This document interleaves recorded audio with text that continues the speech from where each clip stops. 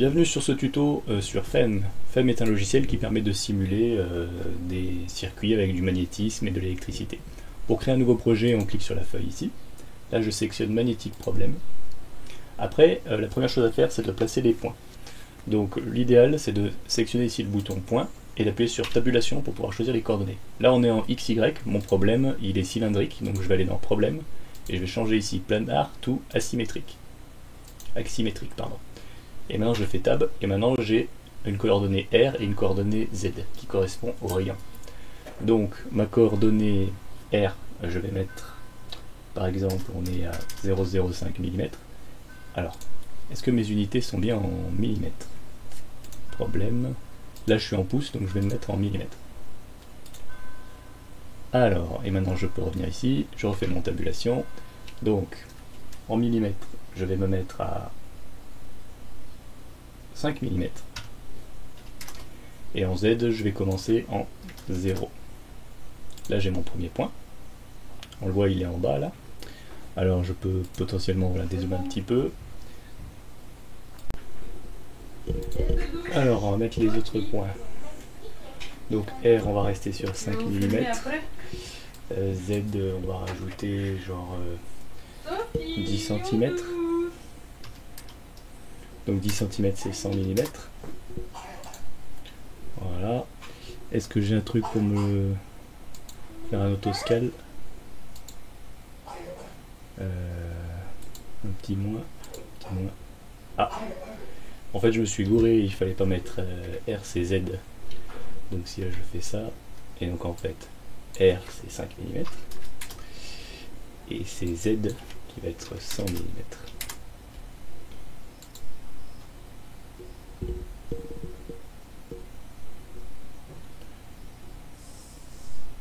Ça alors, bon, ça donne quelque chose de vertical. On continue. Donc là, R, donc je reste sur du 5 mm. Z,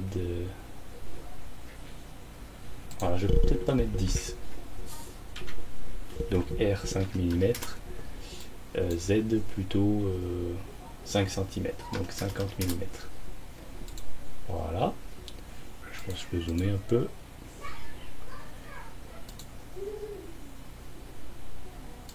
Voilà. Après, je continue. Donc, je vais augmenter un peu. Donc, lui, ça reste du 5 mm. Je vais mettre un autre point, mais qui est un peu près, on va dire, sur 1 cm. Donc, 10 mm. Voilà. Après, l'autre ici, ça va être moins 10 mm. Alors, c'est pas lui. Lui, c'est 5 mm. Lui, c'est 40. Voilà. Après, R, je vais en mettre un à 4 cm par exemple, ou à 3 cm, donc 30. Et là, je vais mettre la même chose, je vais mettre un 50. Là, R, je vais mettre 50, 30, j'avais dit. 30, Z, au lieu de 50, je vais mettre 40. Pareil, je continue mon petit truc, donc 30 ici, Z je mets 0, ici je mets 30 toujours, là je mets 10, après il faudrait que je mette des points intermédiaires pour ce que je veux faire, donc je vais mettre ici, c'était 30, je vais mettre 20, et là je vais mettre 10. Pareil ici, je vais mettre 30 et là je vais mettre 40.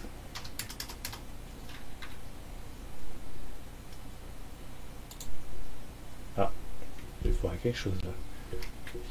Donc si je mets mon curseur ici, R c'est 20 plutôt, 20 et 40 il faut que je mette. Donc ici c'est 20 et là c'est 40. Voilà, là je commence à avoir quelque chose de beau. Ok. Peut-être je vais en rajouter aussi ici. Ça peut servir, je pense. Alors, ouais. Il faut mettre des points aussi différemment. Genre, je vais en mettre un ici, ici, ici et ici. Ensuite, il faut les relier avec des traits. Donc, pour les relier avec des traits, alors déjà je vais mettre des arcs de cercle, par exemple entre lui et lui. Alors c'est pas ça que je voulais faire, je vais mettre dans l'autre sens, entre lui et lui, voilà, entre lui et lui, voilà. En fait, l'idée c'est de faire les frontières de notre problème. Voilà. Première chose à faire évidemment c'est de mettre les points, et ensuite la deuxième c'est de dessiner les formes, etc. Donc là je fais mes formes.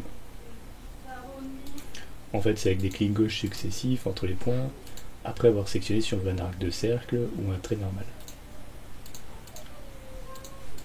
N'oublions pas que notre problème est cylindrique. Donc en fait, dans mon cas, là, l'axe ici à 0, ça c'est un axe de symétrie axiale. Tout ça, ça se reproduit en rond. Ok, donc là on est bon, et là on est bon. Donc je vais faire plusieurs régions. Je vais faire une région ici, ça sera du fer doux, et là je vais mettre du courant électrique là-dedans. Pour faire ça, d'abord il faut coller des étiquettes. Donc pour ça, on clique ici, et après on clique là où on veut mettre ces étiquettes. Là, là, et là. Ensuite, on peut les sectionner en faisant un clic droit dessus. Mais avant de faire ça, on va aller dans Property, Material Property. Et là, on va charger les matériaux dont on a besoin, c'est-à-dire l'air. Donc on les prend en drag and drop, on les met. Moi, je vais utiliser un soft magnétique, donc voilà, US Steel, et du cuivre. Du cuivre, voilà. Tac, les trois matériaux que je vais utiliser. Ensuite, je sélectionne celui-ci par exemple avec la clic droit, il devient rouge. Je clique sur ce bouton-là qui est le bouton des propriétés. Et là, je peux choisir quel matériau c'est. Donc lui, ça sera de l'air. Lui, ça sera du style. Et lui, ça sera du cuivre. Voilà. Ensuite, je peux créer des conditions limites. Pour créer des conditions limites, je vais dans Property, Boundary, Add Property. Donc là, je vais créer une condition limite. Je vais dire extérieur, prescripted A. Donc il y en a plusieurs.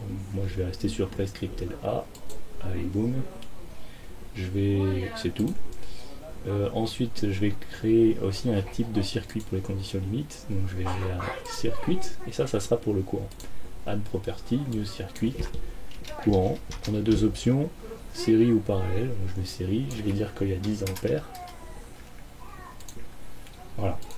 Et donc du coup maintenant, je vais pouvoir les placer. Si, par exemple, je sélectionne lui, que je vais dans Property, je vais mettre In Circuit, courant. Donc là maintenant le courant passera ici. Et là pour les conditions limites, je peux sélectionner ici l'outil trait pour faire un clic droit sur le trait, et après là je peux cliquer sur ces propriétés pour dire que je veux conditions extérieures. Je vais faire ça sur tous les petits traits. Conditions extérieures, conditions extérieures,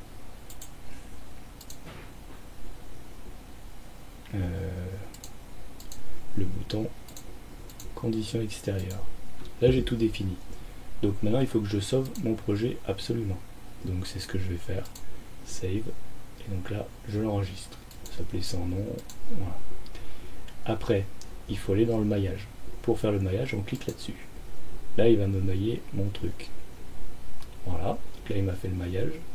Il va créer 5000 mailles. Maintenant, je peux lancer le calcul. Je lance le calcul. The problem the method must lie in air supérieur à 0 for axisymmetric problem. Cannot analyse your problem. Alors là j'ai un problème, c'est que ici les arcs ils dépassent ce qu'ils ont le droit de dépasser. Il faut que ça dépasse pas l'axe. Donc je vais supprimer ça, ça et ça. Ah oui, non. Pour le supprimer, il faut que je me mette en mode point. Je le sélectionne et je le supprime. Lui, ça serait bien si je pouvais le déplacer. Bon, en fait, je vais le supprimer et puis je vais le recréer. Donc, je me mets en mode étiquette, je le sélectionne, je le supprime. Maintenant je vais placer 2 points supplémentaires avec ça. Donc là je regarde mon curseur, alors je vais faire comme ça ici, je regarde mon curseur. Donc là on est en Z moins 20 et là on est en Z 70, donc moins 20 et 70. Donc j'ai plus que faire ça. Donc R, la coordonnée ça sera 0. Z ça sera moins 20. Ça c'est le premier. Et le deuxième, là ça sera 0. Et lui ça sera 70. Voilà. Après je vais les relier avec les traits. Pardon. Voilà. Alors, lui à lui et lui à lui. Ensuite, je vais les sélectionner et je vais leur mettre leurs conditions aux limites.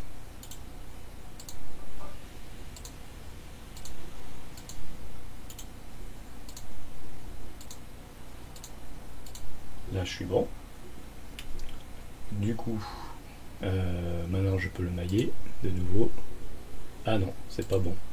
J'ai oublié de mettre l'étiquette de l'air. Donc je la mets là, je la sélectionne, propriété, et je choisis de l'air. Voilà. Maintenant je peux cliquer sur les mailles. Là on est bon. Maintenant je peux cliquer sur le calcul. Ah, là ça rame, c'est bon signe. Et ensuite je peux cliquer sur les lunettes pour voir le résultat. Et là j'ai mon résultat, donc j'ai mon courant, et là j'ai mes lignes de champ magnétiques. Si je veux voir la répartition du courant selon une direction ou une autre, ah non, il y a un problème, c'est pas du tout le même problème ici que j'ai. Il y a un truc à clocher. Je vais quitter ça, là je suis toujours là. Je reclique sur le calcul. Alors peut-être un problème, j'ai bien axis symétrique, problème, etc. Ok, je relance le calcul. Là il vient de faire le calcul. Je vais enregistrer, peut-être que c'est ça qu'il faut faire. Et après, je lance les lunettes. Voilà, là j'ai bien mon problème. Et donc là, on voit ce qui se passe pour ce qui est des lignes de champ. Ici, malgré le fait qu'on ait du cuivre, on a beaucoup de lignes de champ qui passent au travers, ce qui est assez peu compréhensible pour moi, mais bon. Voilà. Si je veux avoir l'importance du champ magnétique sur une direction ou une autre, je peux créer une ligne. Par exemple, là, je prends ligne, je clique de là à là, et après, là elle est sélectionnée déjà. Oula, CTRL Z. Ah non, ça marche pas ça. Ah, il fait n'importe quoi. Bon. Là je prends le graphique et je peux choisir une ligne. Ah, je peux choisir ce que je veux, la valeur absolue de B. Je fais OK, et là j'ai mon graphique le long de ma ligne.